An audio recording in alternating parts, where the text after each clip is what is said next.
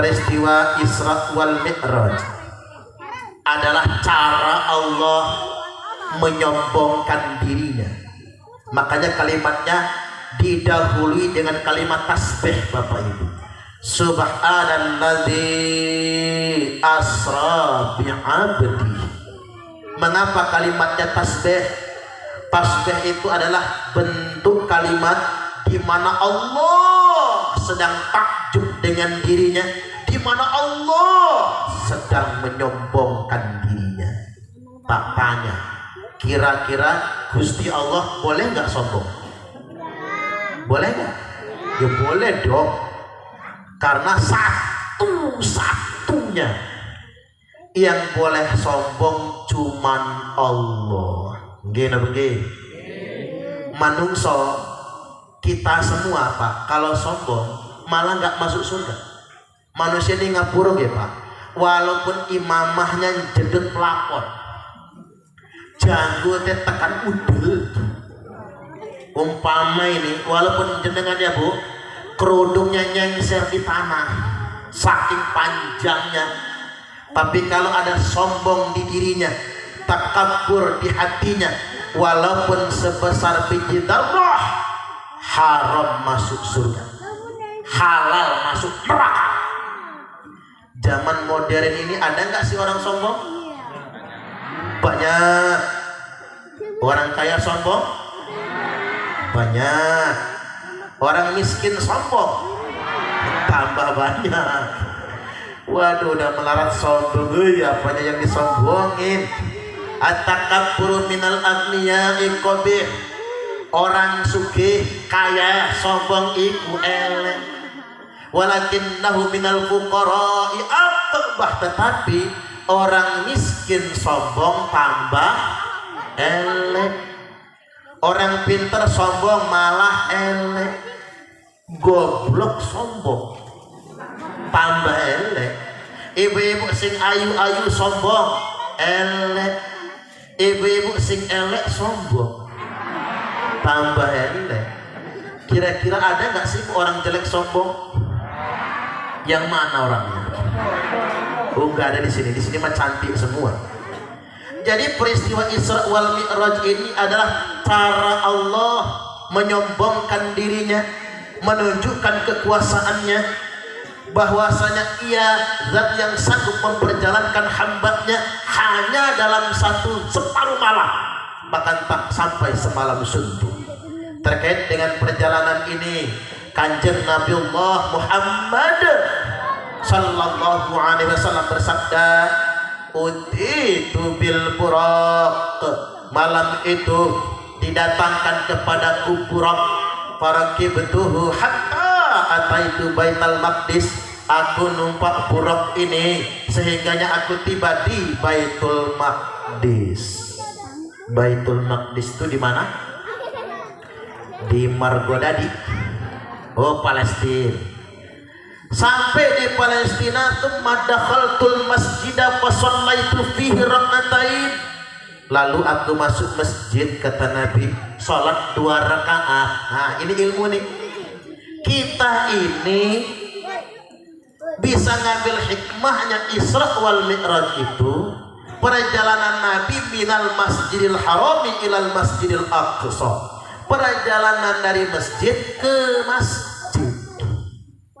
Makanya tugas kita memakmurkan masjid. Ini kalau sholat subuh penuh nggak di masjidnya? Penuh sama nyamuk. Nanti mubeng kemana-mana. Kita mesti memakmurkan masjid. Jangan sampai masjidnya sepi. Ada cerita di kampung masjid sepi, muadzin kampung asmane Mbah Slamet. Enten Mbah Slamet? Mana? Yang mana? Ada tertanya Mbah. Mbah Slamet. Ini ceritanya Mbah Slamet muadzin kampung. Azan jam 11 malam. Tonggo masjid ribut wis edan, Mbah Slamet mosok jam 11 malam azan. Orang datang semua ke masjid, Mbah Slamet diteriakin, "Mbah, sampean wis edan yo. Ini jam 11 malam nopo sampean azan?" Mbah Slamet diteriakin edan malah ketawa. Kata Mbak Selamat, mau pas isaan wis tak adani, sampean gak ada yang datang. Ini jam 11 malam diadani kok podo ngumpul. Niki sing edan sampean nopo kulo. Makanya Pak, kalau Masjid Al-Qudus ini sepi, coba adani jam 12 malam. Kira-kira ngumpul nggak tetangga-tetangga? Kadang-kadang ada cerita pasubuhan Bapak Ibu yang pinter-pinter gak pernah nongol ke masjid, yang ke masjid yang geblek-geblek, mau ngimami subuh dorong-dorongan, terpaksalah Mbah Slamet yang jadi imam, karena Mbah Slamet yang paling tua. Kata Mbah Slamet, aku nggak apal kunut. Udah Mbah nggak kunutan nggak apa-apa, yang penting subuhan. Oke, kata Mbah Slamet. Ya namanya nggak apal, gimana kan? Masuk pengimaman, sholat rakaat pertama subuh lancar, bacaannya Fatihah kulhu suratnya. Rakaat kedua bar Fatihah Mbah Slamet meneng, nggak baca surat. Makmum kan ngudu dari belakang. Mbah Slamet sih meneng. Aham. Tambah rame yang aham. Mbah Slamet noleh ke belakang. Kata Mbah Slamet, boleh baca kulhu lagi enggak? Boleh Mbah, kata makmum. Niki imamnya geblek, makmumnya tambah geblek. Yuk kita makmurkan masjid insya Allah. Sekaligus begini Bapak Ibu, saya perlu mengingatkan hari ini, yang paling penting kita bikin masjid ini bukan membangunnya, tapi yang paling penting adalah memakmurkannya. Gimana begitu? Itu yang terpenting.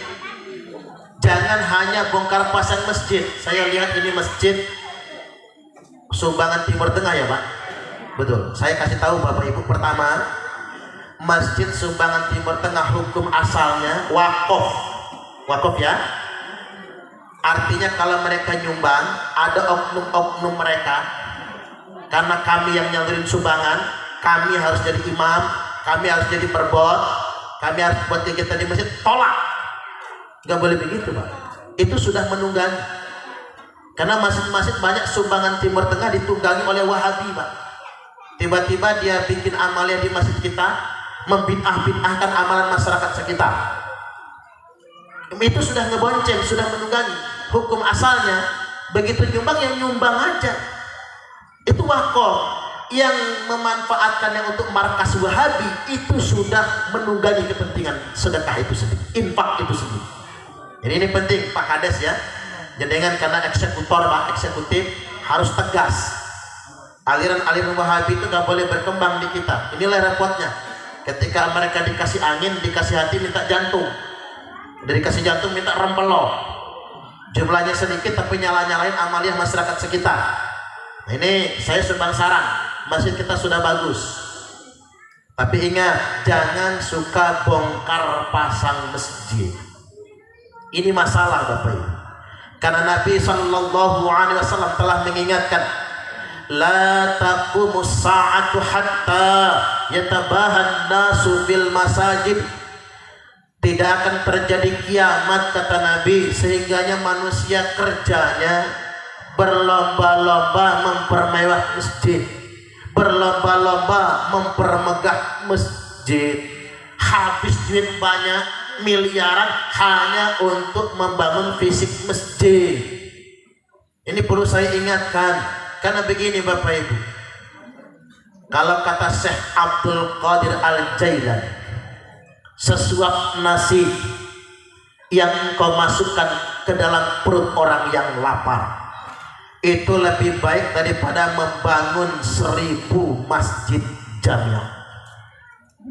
Masih banyak tetangga masjid yang gak kebeli beras, masih banyak tetangga masjid yang gak bisa bayar daftar ulang anak sekolah, masih banyak tetangga masjid yang tidak bisa bayar sahriyah di pondok pesantren, masih banyak. Saya geger belakangan ini Luki Hakim, artis itu, wakil bupati Indramayu, mengundurkan diri dari wakil bupati. Saya nggak tahu sebabnya apa, tapi terungkap di sana masih lebih 50% masyarakat Indramayu merupakan masyarakat di garis kemiskinan. Masih banyak yang tidak bisa hidup layak di Indramayu. Masih banyak anak-anak yang putus sekolah gara-gara biaya sekolah mahal. Tapi sayangnya Bapak Ibu, gubernurnya malah bikin masjid 1 triliun, 1000 miliar. Saya usul juga sama Pak Sahlan, Lampung juga mau bikin masjid gede banget tuh di Saburai. Apa sih manfaatnya hanya begitu saja? Uang masjid sudah banyak, jadi bagaimana? Sedangkan mohon maaf Bapak Ibu, ini nyata biaya daftar ulang SMA mahal-mahal, jadi bagaimana? Biaya daftar ulang SMK mahal-mahal, jadi bagaimana? Mahal. SMK itu Pak paling murah ada yang 6 juta, 15 juta, ada yang 25 juta biaya daftar ulang. Daripada bikin masjid miliaran, mending dibagikan untuk sekolah gratis anak-anak kita. Cocok atau cocok? Ini saya bicara begini biar nanti Pak Dewan kritik itu kebijakan provinsi. Ya, jadi ini penting Bapak Ibu, jangan sampai program-program hanya berorientasi kemewahan dan kemegahan saja. Ya tadi Masjid Al-Jabar 1 triliun. 1 triliun itu berapa sih nolnya tuh? Jadi ketik nangkul kalkulator nggak muat itu, error. 1000 miliar Pak hanya untuk bangunan masjid. Padahal Bapak Ibu 1 miliar jadi masjid, sama masjid namanya kan. 10 miliar mewah masjid, 100 miliar megah masjid. Ini 1000 miliar, 1 triliun, kayak apa duitnya ya untuk masjid. Ini hati-hati audit syar'i itu pakai dana APBD, kecuali kalau masjid yang di Bandar Lampung itu dibangun pakai uang pribadi orang infak, silakan, hak pribadi. Itulah mengapa saya nggak mengkritik Masjid Kubah Emas. Masjid Kubah Emas itu yang bikin uang pribadi, silakan mau Microsoft. Tapi ingat, jangan pakai APBD, karena masih banyak rakyat yang susah. Begini Bapak Ibu, sesuap nasi yang engkau masukkan ke dalam perut orang yang lapar itu lebih baik daripada membangun 1000 masjid jamiah. Begini, kalau kita bikin masjid mewah, Al-Jabar lah umpama tadi kan, paling banter orang ngomongnya apa Pak? Wow. Kalau kata orang Lampung, maknya masih cawa wow genah. Saking wownya Bapak Ibu. Paling banter orang ngomong apa? Subhanallah. Mak selfie di sana. Jajal ini kalau diajak ziarah Wali Songo pasti request minta mampir ke Al-Jabar kan? Habis itu foto-foto begini, mulutnya pengot, jari 2 begini. Ngapa lah ibu-ibu kalau foto pakai 2 jari ya? Udah benar bapak-bapak begini, mantap. Nah ketiban emak-emak pakai 2 jari, jadikan aku yang kedua. Ya salahnya fotonya macam begitu. Jadi paling banter begitu. Tapi kalau kita ngasih orang yang lapar, ya kalau mungkin di desa kayak kita ini enak, tetangganya pada peduli Pak. Gimana kalau di kota? Orang belum tentu peduli. Orang yang lapar, ngempet rasa lapar, pagi nggak sarapan, siang keroncongan, sore kelaparan, malam ngarep ada undangan kendurenan. Ternyata di Margodadi nggak ada yang mati juga. Kangen banget sama orang mati biar ada kenduri. Ternyata nggak mati. Mau ngutang ke warung, utang kemarin belum dibayar. Mau pinjam ke tetangga udah keseringan. Ini pengalaman soalnya Bapak Ibu, pengalaman saya. Ngempet rasa lapar, bukan main Bapak Ibu. Nah tiba-tiba datang Pak Nopet, bawa beras sekarung, doa yang diijabah. Saat perut udah kerucak-kerucak, anak-anak sudah tidur lemas, Pak Nopen datang bawa beras 10 kilo, doa yang diijabah. Makasih Pak Kades, makasih banyak. Nggak berhenti sampai situ loh. Pak Kades pulang, dia masuk kamar, sujud nang sajadah, nangis sejadi-jadinya. Terima kasih Allah, Engkau sudah mengutus orang yang dermawan kepada kami. Lisan memuji Allah, tasbih, tahmid, enggak berhenti-hentinya.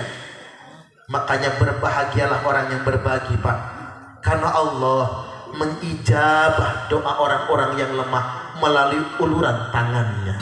Dan gara-gara kita berbagi, tak henti-hentinya lisannya memuji Allah Subhanahu wa ta'ala.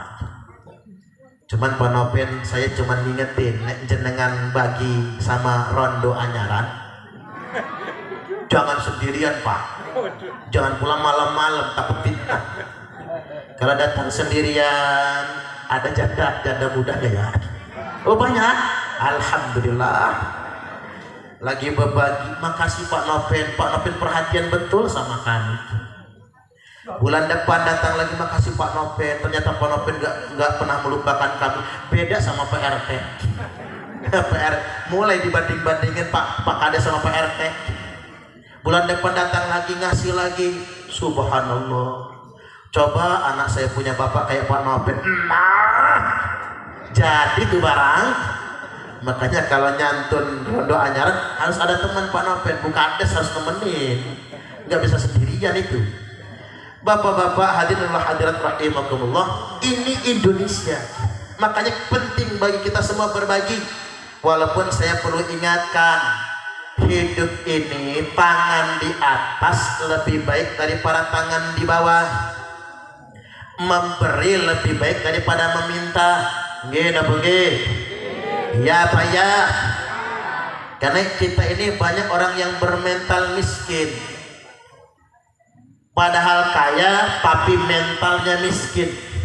Maka ada orang yang mengidentifikasi, ini model orang Indonesia ini satu, senangnya kerja itu jadi karyawan, kalau bisa jadi PNS, punya gaji tetap.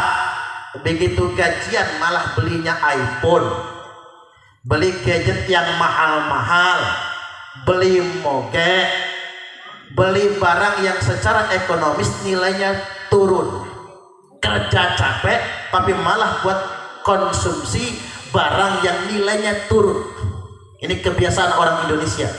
Yang kedua, orang Indonesia ini pacaran, gayanya priwet, lalu nikahan di gedung atau sewa taruh banyak-banyak, ngundangnya semua diundang, rantangan nganti 1000, rantangan lan tonjokan. Kalau di kota pengennya sewa gedung, habis nikah tinggal di kontrakan. Ini kebiasaan orang Indonesia.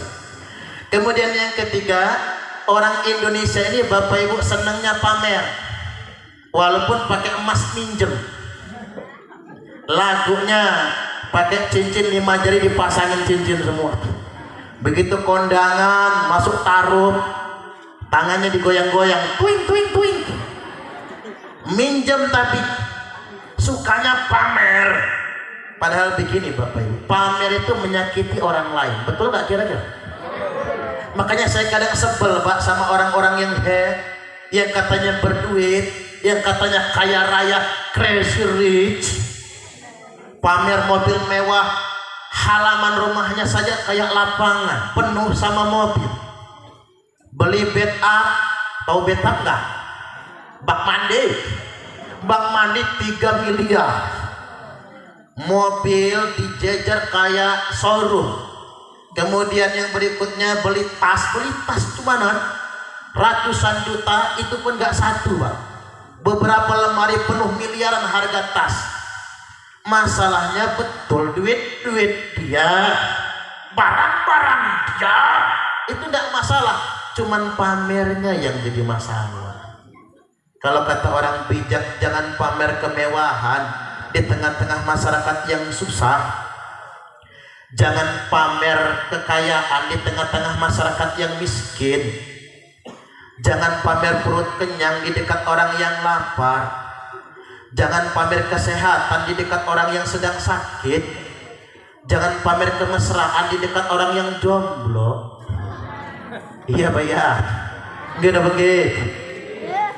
Kita ini sedemikian rupa Bapak Ibu, mentang-mentang bapaknya pejabat di Dirjen Pajak, punya harta kekayaan berlimpah, anaknya pamer Rubicon. Padahal kalau mau diaudit, kalau kata Ahok, coba diaudit pembuktian terbalik. Pejabat-pejabat yang sugihnya kelewat itu dari mana dia dapat kekayaan begitu banyak? Ya kalau masyarakat Jati Agung saya setuju lah kalau banyak duitnya. Dapat kusuran jalan tol. Yang dapat, yang nggak dapat rasanya dulu. Kalau dapat kusuran jalan tol wajar, duitnya banyak. Ada yang dapat kusuran jalan tol dapat 50 miliar sebulan mati, nggak bisa dinikmatin juga. Kalau mau diadakan pembuktian terbalik, Pak, kok bisa pejabat yang statusnya pegawai negeri sipil, aparatur sipil negara, punya Rubicon, mobil mewah, anaknya kayak raja. Bener kalau kata orang, kalau bapaknya kaya raya, anaknya lagunya kayak raja. Ya Pak ya. Tapi kalau dibalik, anaknya yang kaya raya, bapak emaknya kayak pembantu. Ya Pak ya. Ulang ya Pak. Kalau bapak yang kaya raya, anak lagu kayak raja, petantang, petenteng. Tapi kalau dibalik, anak yang kaya, bapak jadi pembantu, emak jadi babysitter. Ada nggak di Margodadin? Walat dengan macam-macam jenengan. Kalau begitu modelnya bapak ibu, senangnya pamer. Yang keempat, orang Indonesia ini katanya senang healing, tapi lupa bayar utang. Tahu healing nggak Bu? Bu, you sing full senyum saya. Kayak lagu healing itu Pak. Healing senang, jalan-jalan senang, tapi utang nggak bayar-bayar. Kayak lagunya orang Betawi itu, tukang kentang pergi berlayar, punya utang kagak mau bayar. Kak ke KUA bawa kue bolu, status WA jalan-jalan mulu, status WA jalan-jalan mulu. Ada nggak di sini sih? Ngutang itu begini Bapak Ibu, ngutang itu hukumnya mubah. Ngutang itu mubah, boleh. Bayar utang hukumnya wajib, ngutangi hukumnya sunnah. Kita ulang ya, ngutang mubah, ngutangi sunnah, bayar wajib. Jangan dibalik, ngutang wajib, bayar haram. Malah ngotot lebih galak daripada yang ngutangin. Kalau di sana banyak, kalau di sini pusaknya jangan-jangan. Yang kelima Bapak Ibu, kebiasaan orang Indonesia ini melarat belagak kaya.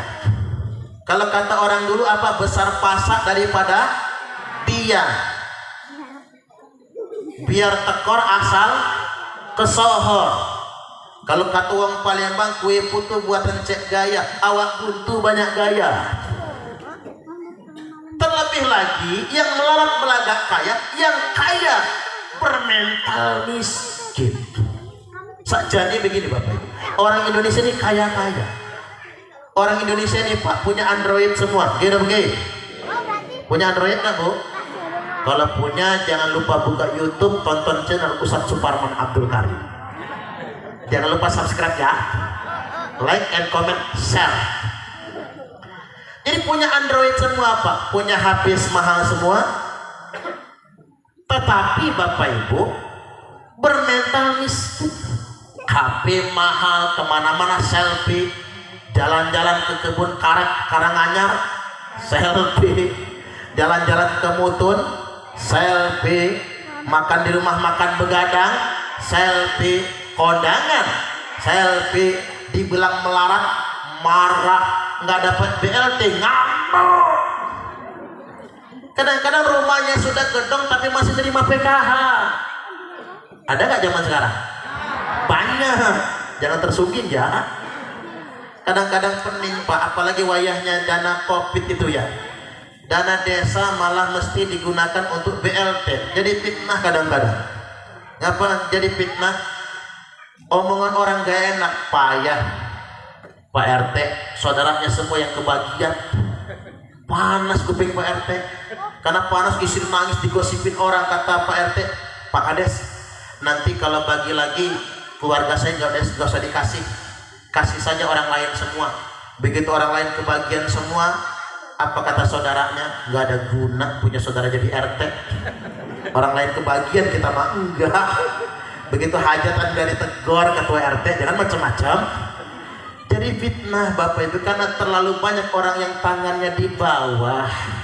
Bukan untuk memberi, malah nada. Yakin, percayalah Bapak Ibu, kalau kita bermental kaya, mudah-mudahan kita semua dikayakan oleh Allah Ta'ala. Allahumma amin. Lanjut.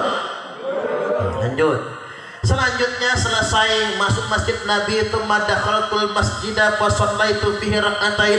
Aku masuk masjid, kata Nabi, salat 2 rakaat. Ingat Pak, Isra Mi'raj itu bukan pertama kali perintah sholat. Ini harus diingat ini. Tapi Isra wal Mi'raj itu pertama kali perintah sholat yang 5 waktu. Jadi jangan dikira Nabi sebelum Isra Mi'raj gak sholat ge. Nabi sholat di Masjid Al-Aqsa 2 rakaat. Tsumma kharajtu, kemudian aku keluar, kata Nabi. Faja'ani Jibril, di luar masjid mendatangi aku malaikat Jibril. Bi'ina ibn laban, dengan secawan susu di tangan kanan. Wa ina ibn khamrin, dan secawan khamar di tangan kiri. Susu, khamar, Kanjeng Nabi dikongkon pilih Muhammad, kata Jibril. Susu atau khamar? Tahu khamar nggak Bapak Ibu? Khamar niku susu genderuwo. Susu juga tapi buat genderuwo, Pak. Kalau bahasa kitanya tua sama putihnya. Nabi mikir, pilih susu nopo khamar nopo susu. Fakhtartul laban, kata beliau, aku pilih segelas susu. Waqala Jibril kemudian berkata, ikhtartal fitrah Muhammad, pilihan kamu tepat sekali. Lo Jibril, seandainya aku salah pilih apa jadinya? Kata Jibril, Muhammad, seandainya engkau salah pilih, yang engkau pilih adalah khamar, maka itu alamat, tanda-tanda umatmu bakal teler semua. Ya juga lah Pak, biar Nabi pilihnya susu, sekarang yang teler masih banyak. Dulu Nabi pilih susu, yang narkoba sekarang masih banyak. Apalagi kalau Nabi salah pilihnya khamar. Walaupun waktu itu tak pikir-pikir, Kanjeng Nabi enak milihnya. Pilih yang tangan kanan susu, pingin pilih yang tangan kiri khamar. Enak milihnya, alamatnya pasti, adresnya jelas. Tangan kanan susu, yang tangan kiri khamar. Kayak nyanyian zaman dahulu itu, madu, racun. Kenapa enak milihnya? Milih yang tangan kanan madu, pilih yang tangan kiri racun. Kira-kira ibu-ibu kalau disuruh milih di madu apa di racun? Hah? Kita ulang lagi Pak, biar ibu-ibu ini paham. Tangan kanan Jibril susu, tangan kiri khamar, milihnya susu. Tangan kanan susu, tangan kiri khamar, milihnya susu. Tangan kanan madu, tangan kiri racun. Kira-kira milih di madu nopo di racun? Milih di madu makan hati, milih di racun mati. Sama, suaminya kawin lagi. Nah kalau sebatas itu milih masih enak, madu atau racun, susu atau khamar. Yang repot ini begini Pak, kalau talbis. Apa itu talbis? Campur aduk, susu campur khamar, nggak bisa dipilih. Madu campur racun, ibarat air campur bensin. Tanggung, air campur bensin diminum manusia mabok, diminum motor mogok. Nggak ada benernya. Walaupun masih ada yang lebih mending Pak, yang lebih parah maksud saya. Apa itu talafi? Tahu talafi gak Pak? Talafi itu temannya salafi. Tahu salafi gak? Salah pikir. Makanya santri-santri ini bagus dengan hadrohan, biar gak salafi, salah pikir. Biar beneran ahlu sunnah wal jamaah. Talafi itu bahasa kitanya kamuflase. Kayaknya susu, dalamnya khamr, kan ketipu. Mereknya madu, dalamnya racun. Tampilannya malaikat, dalamnya belis. Kalau kata wong Palembang, Waluyo. Ada namanya Pak Waluyo enggak ya? Ngapura ya Pak. Waluyo niku wajah lugu ati buayo. Waluyo, wajah lugu ati buayo. Itu Waluyo Palembang Pak. Nek Waluyo Jawi ya antem, ayem lah. Jadi ketipu, tampilan malaikat, dalamnya belis. Jubahnya Islami tapi tukang caci maki. Penampilannya sunnah tapi menyebar fitnah. Ini fakta. Sekarang ini yang suka fitnah-fitnah itu Pak, demi kepentingan politik atas nama agama. Coba yang suka mubahalah itu, yang udah ditangkap Pak polisi, yang disebut lagi namanya genak ya. Yang suka mubahalah, dia pakai gelar agama, pakai jubah agama, tapi tukang caci maki, tukang menyebar kebencian. Jubahnya sunnah tapi tukang fitnah. Rajin ngaji tapi suka juga ngerumpi. Di sini mah banyak, di sana mah banyak. Kalau di sini pusatnya cangkeme padahal nggak rajin ngaji tapi ngerumpinya itu luar biasa. Kita dihadapkan dengan inkonsistensi cenah, nggak istiqomah. Kita ini begini Bapak Ibu, kalau sudah menyandang predikat keagamaan tuh mestinya konsisten. Jangan justru menjadi fitnah bagi agama kita sendiri. Makanya hati-hati, saya perlu ingatkan pada forum ini, kita ini tahun politik Bapak Ibu ya. Jangan percaya dengan manipulasi yang mengatasnamakan agama. Memang sih kebohongan yang mengatasnamakan agama akan diterima masyarakat awam sebagai kebenaran. Itulah mengapa orang mempolitisasi agama. Karena orang bisa bohong pakai atas nama agama. Kalau bohong sudah atas nama agama Bapak Ibu, maka diterima sebagai sebuah kebenaran. Nah ini yang kita nggak boleh percaya.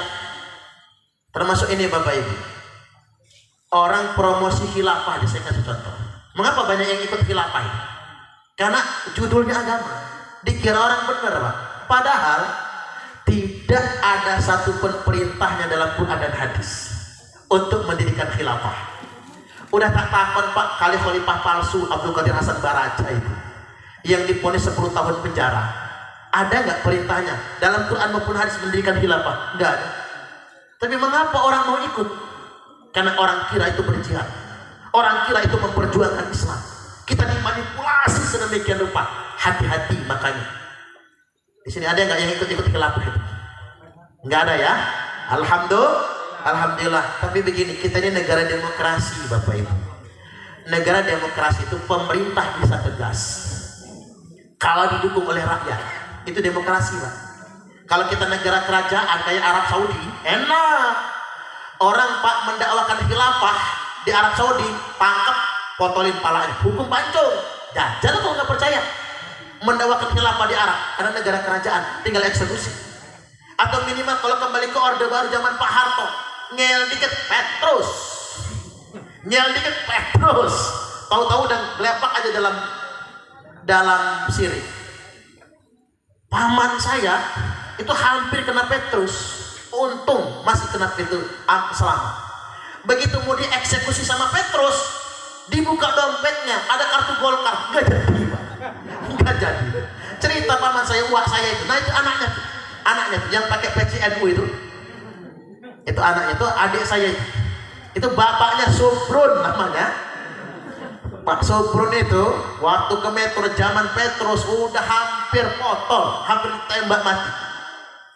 Padahal memang bukan aliran yang salah, bukan. Yang menyelamatkan apa? Kartu Golkar itu. Nggak jadi Bapak Ibu. Nah kita kan nggak mungkin kembali ke Orde Baru kan? Nggak mungkin kan? Karena demokrasi semakin modern. Tapi pemerintah berani tegas kalau masyarakat mendukung. Makanya kita mendukung pemerintah mengeluarkan regulasi yang tegas, menegakkan aturan yang tegas, semua paham dan aliran yang anti Pancasila dan anti Negara Kesatuan Republik Indonesia bisa dipidanakan. Setuju atau setuju? Cocok atau cocok? Tepuk tangan dulu. Biar Pak pemerintah denger nih kan ceramah saya. Harus tegas Pak, kalau enggak ya sesat semua anak-anak kita. Ikut-ikutan aliran sesat kayak gitu Bapak Ibu. Hati-hati dengan manipulasi yang mengatasnamakan agama. Saya ambil contoh sederhana Bapak Ibu. Winginane ada imam sholat, kalau tidak salah nang Bekasi ya atau Jakarta, imam sholat digebuki makmum. Pada tahu ya Pak? Di grup-grup WhatsApp kan enak, kalau di kampung ini masyarakatnya nggak suka WhatsAppan malah enak. Yang payah itu orang kota baru kenal dikit gadget, aduh, hoax sedikit percaya. Memang betul imam digebukin makmum, tapi masalahnya Bapak Ibu, di framing di media sosial disebar kemana-mana, PKI sudah bangkit. Wah, inilah bahayanya rejim sekarang, rejim PKI. Nah, imam sholat digebukin makmum, nuduhnya Pak Jokowi. Jauh amat. Kok balik aja ke Pak Jokowi? Nanti kalau ada kejadian begitu lagi, pelakunya gebukin aja rame-rame. Nah, ngajak main hakim sendiri kan? Nggak usah diresahkan sama Pak polisi. Ntar juga sama polisi pasti dibebaskan dan dianggap orang gila. Sudah nuduh polisi, mengajak masyarakat tidak percaya dengan penegak hukum. Ini bahaya. Fakta sebenarnya apa Bapak Ibu? Yang ngegebukin imam itu kakek-kakek umur 70 tahun. Baru keluar dari rumah sakit jiwa. Emang orang yang sedang mengalami gangguan mental. Si imamnya karena tonggone dewe, dan imamnya tahu dia memang sedang sakit, sama imam sudah dimaafkan, gak apa-apa, namanya orang tua, dia juga memang sedang sakit, tidak masalah dengan peristiwa itu. Yang masalah siapa? Tukang fitnah menyebarkan semuanya. Kenapa itu yang bunyi sound aja nggak bener itu ya. Tukang fitnah membumbui itu semua. Ingat, warga Margodadi di tahun politik dan kedepannya jangan mudah percaya dengan fitnah. Cocok atau cocok? Gini begini. Lanjut. Udah 1 jam ya ceramahnya ya. Padahal saya tuh nggak mau lah 1 jam lewat. Maunya sejam aja Pak. Cuman tanggung ya dikit lagi ya. Soalnya ini ya Pak, mau sejam 2 jam juga amplopnya sudah dilem sama Pak Sahlan. Subhanallah, berkah betul Pak Sahlannya Pak. Mudah-mudahan berkah ya Pak. Iwal ini udah kayak kakak saya sendiri. Jadi kalau beliau ada kurangnya apa, Pak Kades ya sebagainya, sampaikan ke saya. Karena beliau sudah seperti kakak saya sendiri. Sudah sangat, bukan omong kosong, betul-betul sudah seperti kakak sendiri. Baik Bapak Ibu, saya lanjutkan. Tsumma urija bina ila sama'id dunya. Lalu kami kata Nabi naik ke langit dunia. Langit yang pertama, fastaftaha Jibril. Jibril minta dibukakan pintu. Dibukakan pintu langit, fafutihalana faida ana bi Adam alaihi salam. Dibukakan pintu langit yang pertama. Ketika itu kata Nabi, saya berjumpa dengan Nabi Adam alaihi salam. Farahaba bi wa da'ali bi khair. Adam langsung menyambut aku dan mendoakan aku dengan kebaikan-kebaikan. Cuman ada yang aneh. Apa yang aneh? Di sebelah kanan Nabi Adam banyak bayangan-bayangan putih, sebelah kirinya banyak bayangan-bayangan hitam. Lalu ditanya oleh Nabi, man haula ya Jibril? Mereka-mereka itu siapa ya Jibril? Kata Jibril, yang kanan Muhammad, arwah, roh-roh anak cucu Adam yang bakal masuk surga. Semoga kita termasuk di antaranya. Amin. Yang kiri Jibril, arwah, roh-roh anak cucu Adam yang bakal masuk neraka. Makanya ada satu sesi Bapak Ibu, Nabi kunjung ke surga, Nabi kunjung ke neraka. Begitu kunjung ke surga, at-talaqtu fil jannati fara'aitu aktsara ahlihal fuqara. Aku kunjung ke surga kata Nabi, dan aku lihat ternyata sebagian besar rata-rata penghuni surga itu orang fakir, orang miskin. Makanya Bapak Ibu sing pikir-pikir, yang miskin-miskin masuk surganya duluan. Allahumma amin. Sing sugih-sugih belakangan. Makanya Bapak Ibu yang kaya-kaya, yang sugih-sugih tapi pengen masuk surga duluan, gak usah khawatir. Hartanya kumpulin, kasih ke saya. Enak aja kata emak-emak. nggak usah khawatir Pak, la baksa bil ghina limanit taqo. Orang bertakwa boleh kaya, orang bertakwa boleh sugih. Kalau orang bertakwa kaya, masjid disumbang, pesantren dibangun, santri-santri yang sedang mondok dikasih santun. Kalau orang bertakwa kaya, fakir miskin dibantu, yatim piatu disantu, janda-janda miskin disantuni. Itu kalau orang bertakwa sugih. Walaupun ashatu liman ittaqa khairum minal ghina, sehat bagi orang yang bertakwa lebih baik daripada kaya. Lagi pula kaya itu bukan soal harta, tapi kaya itu soal rasa. Gila begini, bukan kaya yang menjadikan Anda bahagia, tapi rasa bahagia yang membuat Anda jadi kaya. Bukan kaya yang menjadikan Anda bersyukur, tapi bersyukurlah yang menjadikan Anda kaya. Maka banyaklah bersyukur, nanti kita bahagia, nanti kita menjadi kaya. Allahumma amin. Wa talaqtu fin nari fara'aitu aktsara ahlihan nisa. Lalu kata Nabi, aku kunjung ke neraka, ternyata sebagian besar penghuni neraka itu perempuan.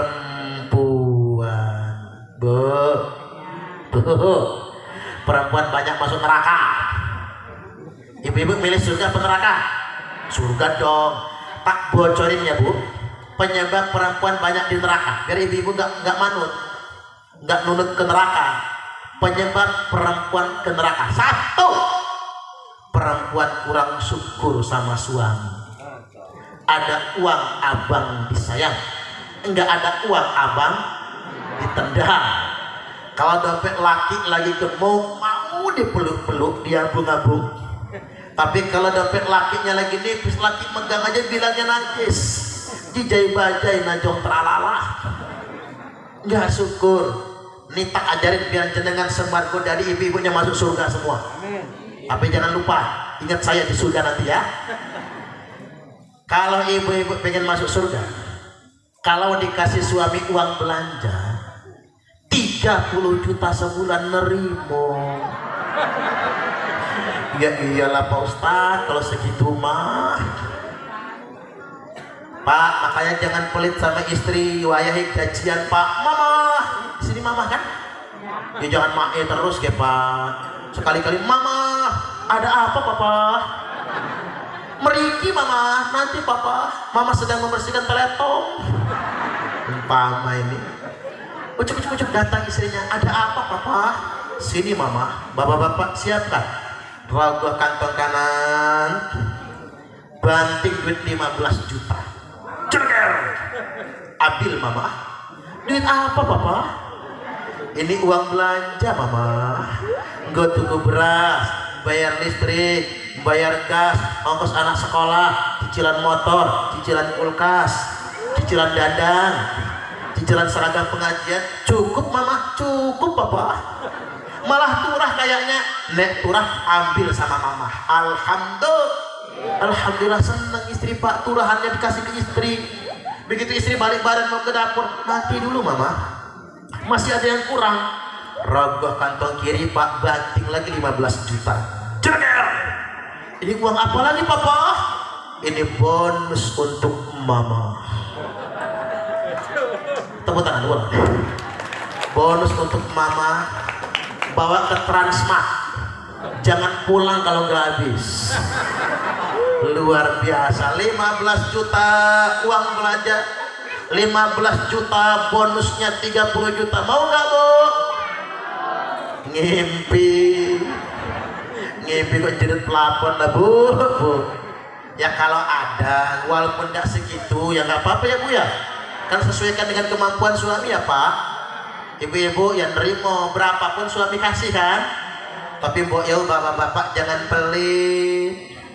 Yang namanya istri paling pelit sama suami, paling sebel sama suami yang pelit, ngasihnya cuman sedikit dan suka mengungkit-ungkit.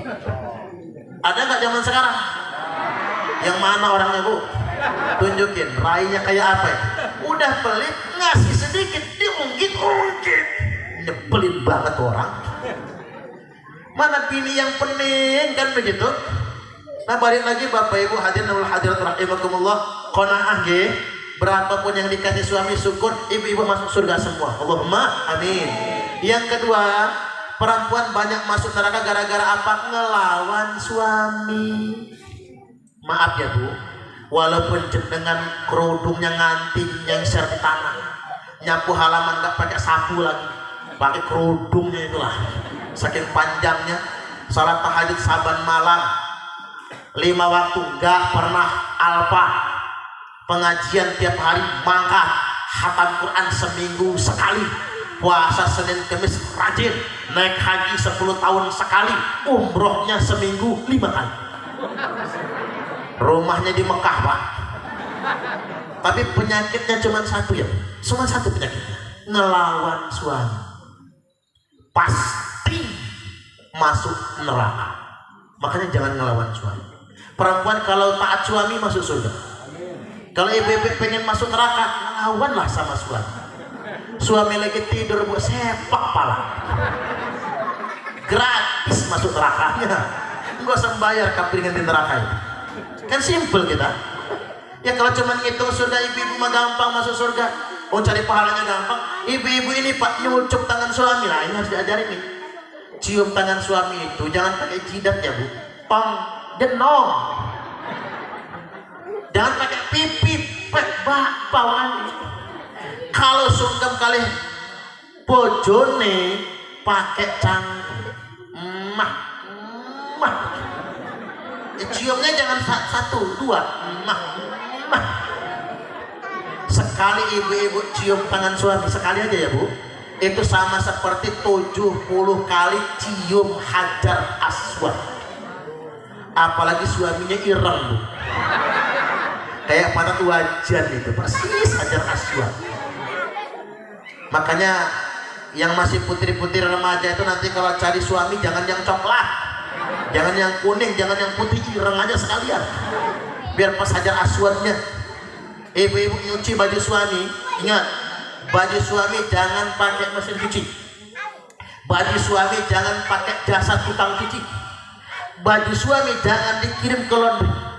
Selain itu silakan, baju-baju jenengan mau masukin mesin cuci gak apa-apa, khusus suami jangan. Karena satu baju suami yang ibu-ibu cuci sendiri dapat 1000 pahala, dicabut 2000 dosa. Bayangkan kalau ibu-ibu nyuci baju suami 10 sehari, 2 celana dalam.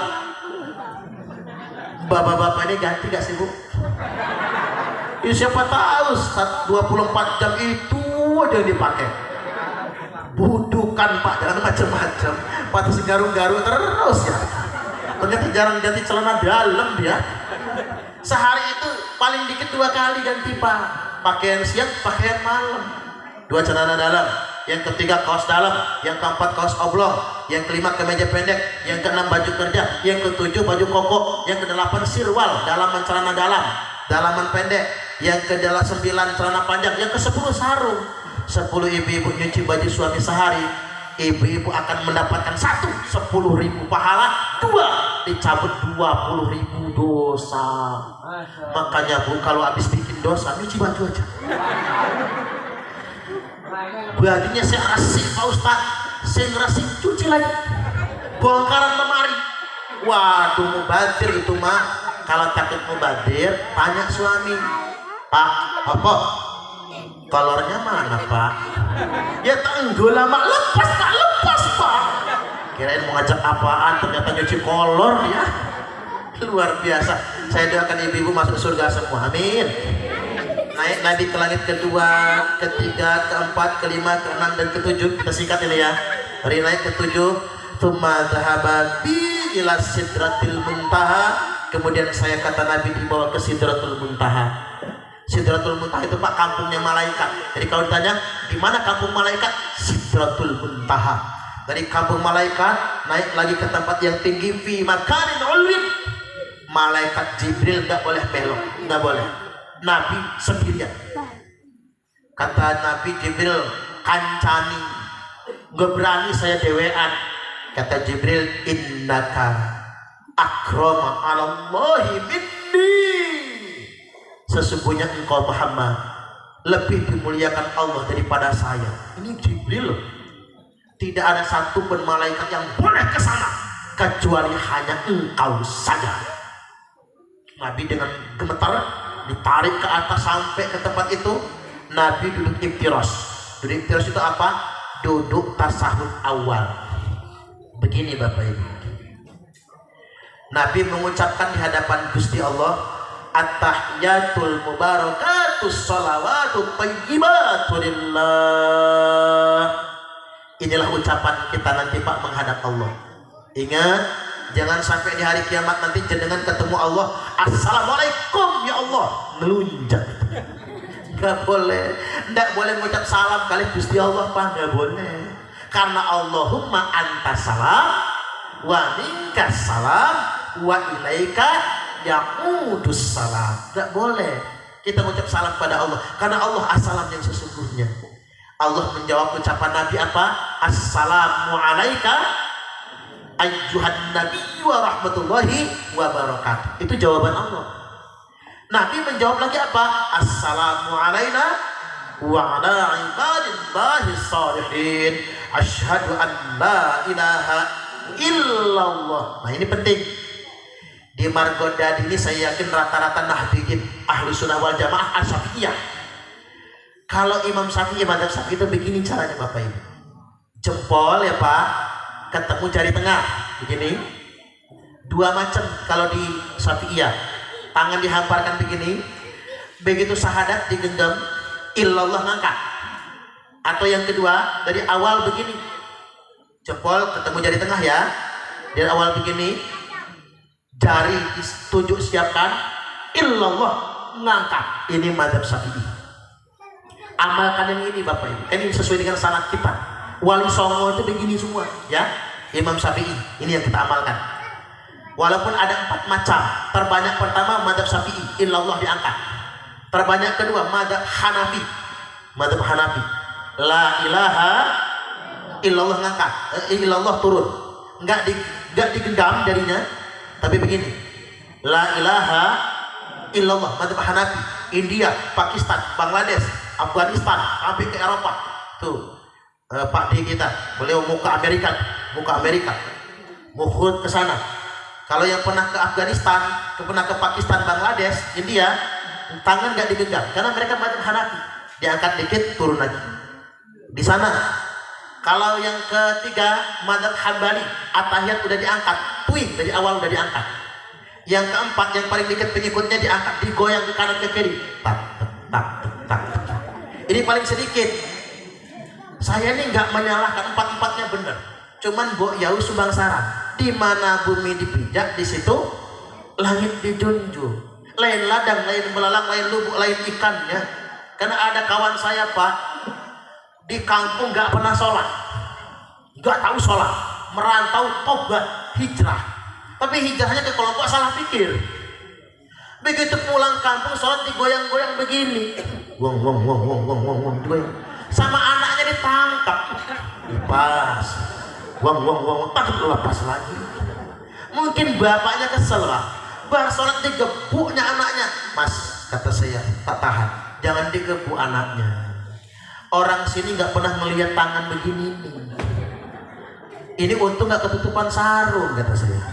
Ini ketutupan sarung, apa sangkaan orang ya Bu ya? Artinya aneh loh, pada biasa. Ya, saya himbau itu jangan yang neko-neko lah. Jadi jangan begini, amalkan yang umum-umum saja. Saya ambil contoh apa? Ngangkat takbir. Ngangkat takbir itu kan cuma 2 macam begini nih. Jari dimekar ya, jari direnggangkan. Kalau laki-laki begini, jempol tangannya nyentuh tempat anting-anting begini Pak, siku diangkat, kelek dibuka. Kalau laki-laki, kalau perempuan sikunya tarik ke badan. Lo ngapa? Ya mungkin kelek perempuan lebih bau ini. Karena perempuan harus lebih rapat daripada laki. Makanya kalau sujud laki-laki siku diangkat, tapi perempuan siku rapat ke badan. Itu bedanya.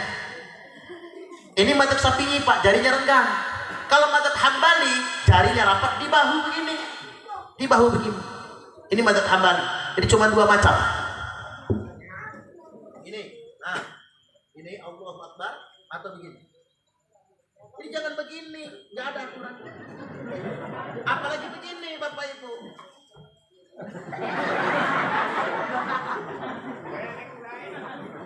Sudah begitu ngangkang.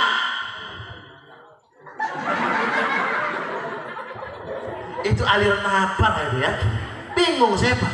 Itu nggak ada dalilnya itu. Yang namanya sedekap, satu bawah dada, atas pusar begini. Atau boleh ke kiri sedikit. Atau yang kedua bawah udel begini. Nah, ini boleh, asal jangan ke bawahan. Kalau ke bawahan salah naroknya. Bahkan boleh Bapak Ibu, Allahu Akbar, nggak sedekap boleh. Nggak sedekap boleh, nggak apa-apa. Ada mazhabnya loh Pak. Boleh nggak sedekap. Di mazhab Maliknya sebagian nggak bersedekap. Cuman kalau begini, itu aneh-aneh. Kalau kata orang Lampung buat gawah, nggak jelas. Termasuk taraweh. Taraweh itu 4 mazhab ya 20 rakaat. Di sini berapa rakaat? 11. Cemen. Masjid saya 11 juga. Cemen juga. Oke, nggak masalah, saya nggak mau menyalahkan itu. Cuman begini Pak, jangan udah 11 rakaat 4-4-3. Kalau 11 rakaat 4-4-3 itu formasi main sepak bola. Jadi kalau yang namanya sholat itu tetap dua-dua, sholatul laili masna-masna. Nah ini penting. Baik, saya sampai ke puncaknya. Fa'auhallahu ta'ala alayya khamsina sholat. Lalu kata Nabi, Allah wahyukan kepada saya 50 sholat. Ditawar-tawar tinggal 5 waktu sholat. Maka Gusti Allah berfirman, Ya Muhammad, wahai Muhammad, innahunna khamsa salawatin. Sesungguhnya dari 50 sholat tinggal 5 waktu sholat. Likulli sholatin asr, satu sholat nilainya 10. Fadzalika khamsuna sholat, maka jumlahnya sama dengan 50 sholat. Annahu man yuhafidhu alaihinna liwaqtihinna, sesungguhnya barang siapa yang mengerjakan 5 waktu sholatnya pada waktu-waktunya, ku masukkan dia ke dalam surga. Mudah-mudahan kita semua, Allahumma amin. Wa man lam yuhaffidz alaihinna, tapi yang sengaja nggak jaga sholat, fala ahda lahu indi, nggak ada janji di sisiku, kata Allah. Apa itu nggak jaga sholat? Sholat zuhur mepet asar, asari numbur maghrib, maghribnya mentok isaknya ketiduran, subuhnya kesiangan. Ketiban sholat subuh niatnya begini, usolli fardhos subhi rak'ataini mustaqbilal qiblati, kodoan lillahi ta'ala. Lo kok kodoan Pak? Jam 8 sholat subuh. Istri nyusul, apa kata istrinya? Usolli fardhos subhi rak'ataini mustaqbilal qiblati, kesiangan lan kawanan lillahi ta'ala. Lo kok kawanan Bu? Jam 10 sholat subuhnya. Nanti anak-anak niru, apa kata anak-anak? Usolli fardhos subhi wal dhuhri wal asri wal maghribi wal isya'i kroyoan, oplosan totalan lillahi ta'ala. Hancur sholatnya. Orang Jakarta lebih hebring lagi. Subuh maraton, zuhur ke salon, asar main badminton, maghrib mainin handphone, isya nonton sinetron, mati kena smackdownnya malaikat Israel. Baik, tegasnya yuk kita jaga sholat 5 waktu. Uang sholat itu gak bikin repot. Zuhur wayahe istirahat, kan cuma 5 menit kan, ke masjid ya paling banter 15 menit. Asar wayahe selesai kerjaan Pak, nang ladan yuk pulang boleh. Yang nungkang muli bangunan kan selesai, besok lagi lanjutkan. Maghrib wayahnya sampai rumah, isya wayahe istirahat, subuh wayahnya bangun. Jagalah sholat, karena sholat tidak akan pernah merepotkan kita. Sebaliknya orang yang sholat bahagia dunia sampai akhiratnya. Allahumma amin. Demikian dari saya. Kurang lebihnya mohon maaf dan kepada Allah Ta'ala mohon ampun. Tak tutup sama pantun ya. Hidup terasa menyakitkan tanpa kehadiran seorang kekasih. Cukup sekian dan terima kasih. Tanpa kekasih hidup terasa hampa. Terima kasih dan sampai jumpa. Kalau ada sumur di ladang, bolehlah kita menumpang mandi. Kalau ceramahnya masih kurang, silakan mengundang lagi. Cocok nggak kira-kira?